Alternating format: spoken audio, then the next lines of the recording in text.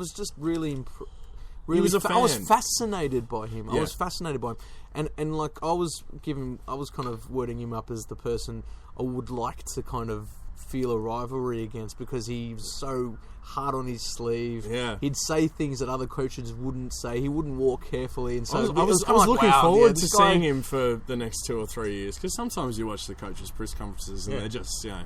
they're all a bit Dull. quirky, granted, but some of them are a little bit duller Safe. than others. Safe. The Scott brothers spring to mind for me, but anyway, but he just looked like a character that I would enjoy watching for years to Listening come, and I think everyone's, everyone in the, not only in the people that know him, who of course are going to feel it the hardest, but just the footy community in general lost a real character and a potential to see what could have happened, because Adelaide came out as a bit of a different team this year.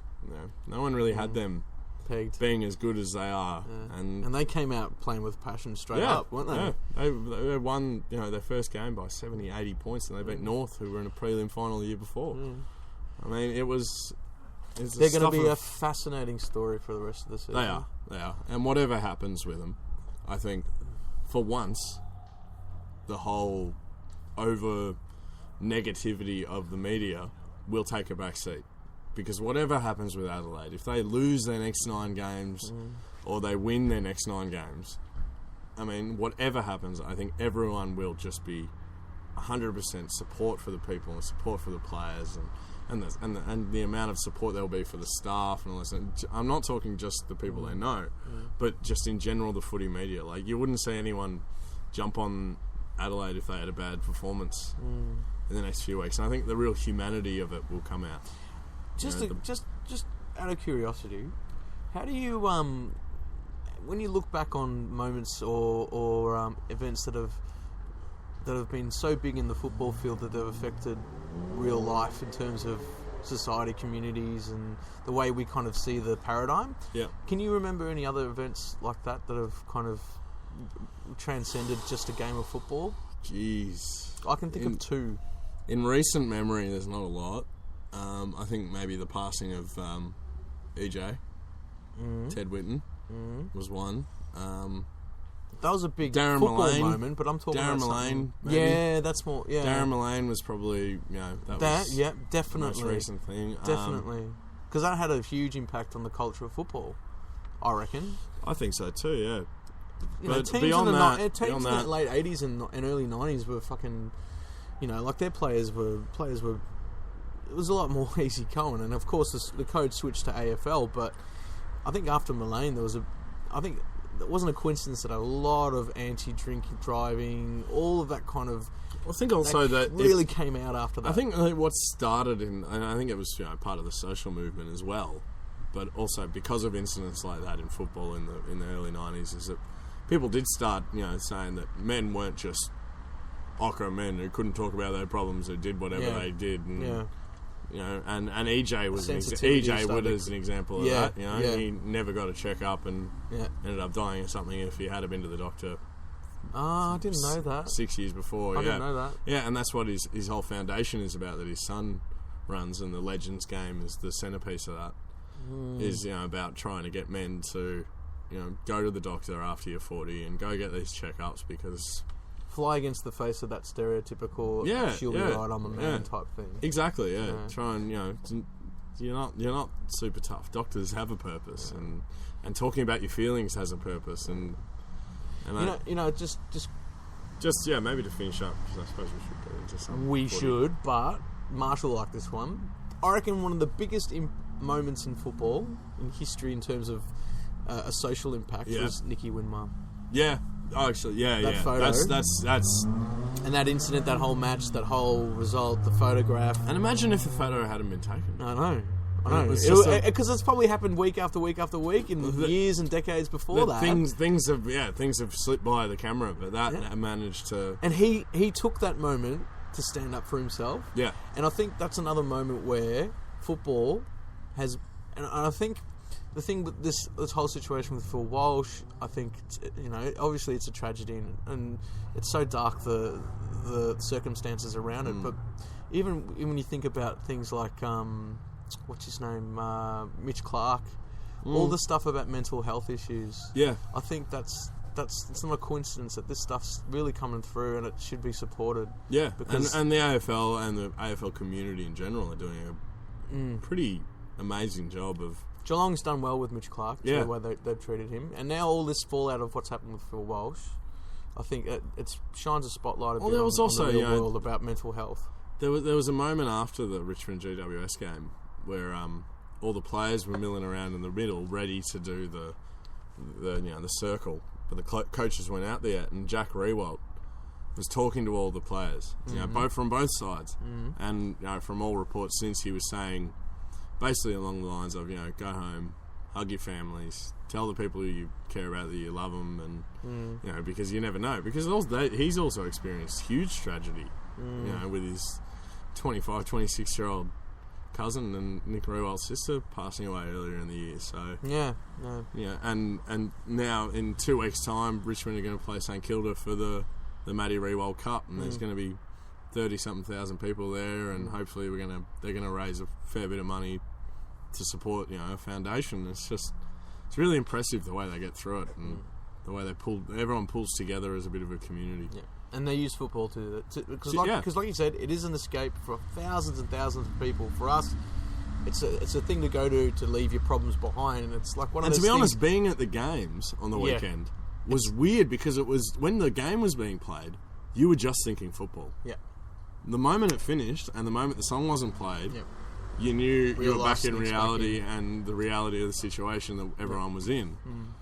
But for that 2 hours, it looks like the players and the people involved and the supporters were able to just lose themselves a bit, and that's what we all love about the game, really, and that's why we go along and why we support and why we care so much. So, it just about sums it up. I think that's nice. I think we finished on a good note and actually move into some football issues, because you hear two voices, not three. Yeah, we haven't addressed this yet.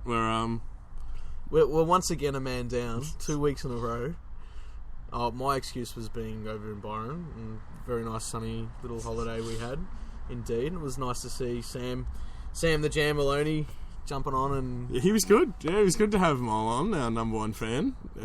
What other radio show gives you the number one fan a place at the mic, at the table? I'd like to see that. Just joining the discussion. It's a privilege. Yeah, I'd like to see JB and Billy bring their number one fan. Exactly. In. Yeah, exactly. Not only bring him in, but when Billy's away for the weekend, getting pissed down in July. You get the call up and say, number "Hey, mate, you're sitting in the studio with JB." Yeah, just come on and have a chat to us. That's they claim those things, but the boys. They're wearing suits and ties. It was a pleasure to have him, even though he's a Carlton supporter. And I'm glad we had him last week as opposed to this week. Indeed, you and I. It's appropriate that it's just the two of us for this weekend, because that's true. We've got some business to take care of. We do. This is rival round, folks. Round, my friends. It's going to be big. Dear listeners should know that Carlton is your... my most hated team. I think I've covered that quite extensively over the course of the podcast, but I'll reiterate it if I have to. And we all know how I feel about the Bombers. And I'll tell you what, I've already been getting a bit of steam from the Facebook little thing I put up a couple of days ago about Jamesy Hurd, but we'll get into that later. Yeah, we'll cover that. We are probably going to venture into your neck of the woods in terms of your fire for the weekend. Yeah, well, it is on this weekend. Oh yeah, baby. Oh yeah. Bloody hell. So just to cover the last weekend briefly, it was really nice to see the team win ugly. To not play for 3 quarters. Yeah. Really, and not to play, but missed a lot of shots at goal. Were you worried about the curse? I was very worried. You posted that. I think you posted that in the group that will the curse continue? As I was watching the game, 10,000 I watched every centimetre of that game. I was pleased. I'm pleased to hear that. And I was watching, thinking, now are they fractalising or not? No, they're stop-start. They're stop-start.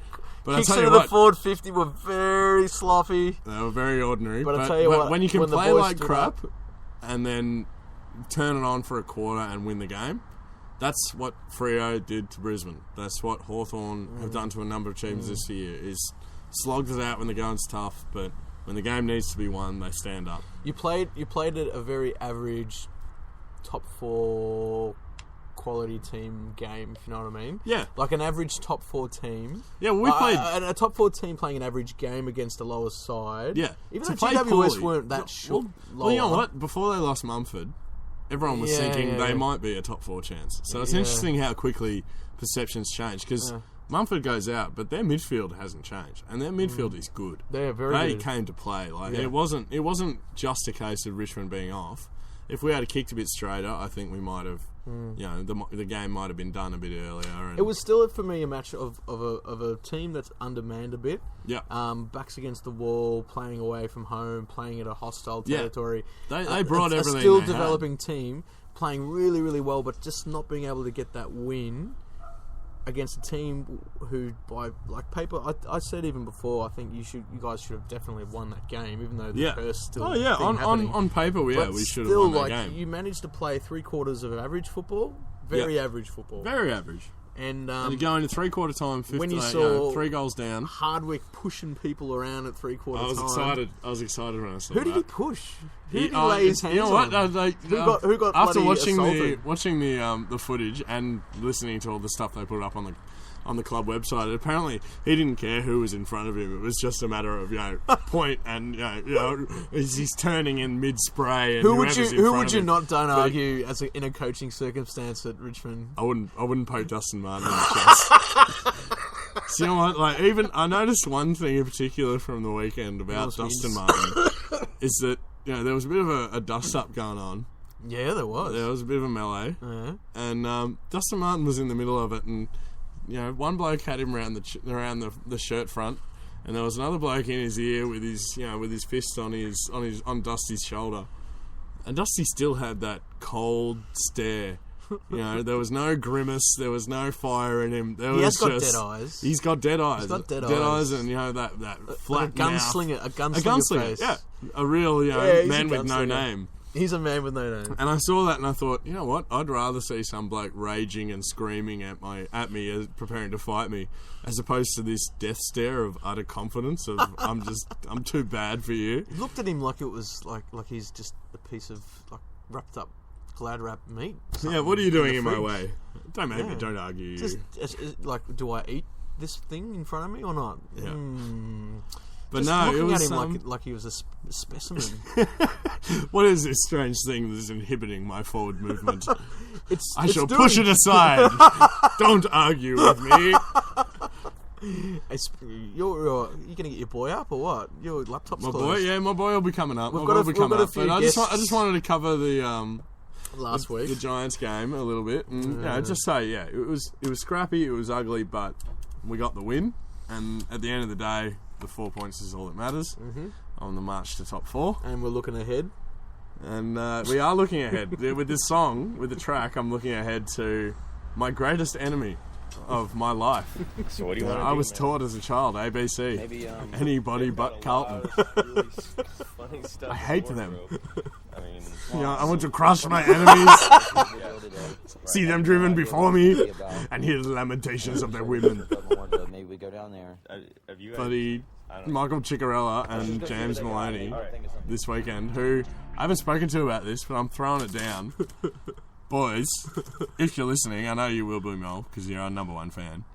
But especially Chicka, if you're listening, Chicka, oh Chicka, yeah, this is to both of you. So when we beat you, when you lose, then you will be buying me, let's say, 3 drinks after the game. At a pub of the winner's choosing. I'll say that just for, Jesus, what else are we going to throw on this bit? While they've got no chance to reply. They're going to come to where I want them. Get on Facebook, They're going to give me beers. But Get on Facebook. This will count both ways too, because of course the Tigers can lose to Carlton. We all know this. We all know that. But that time has passed. So it's going to be your way, basically. Yeah, it's my way or the highway. Think of something.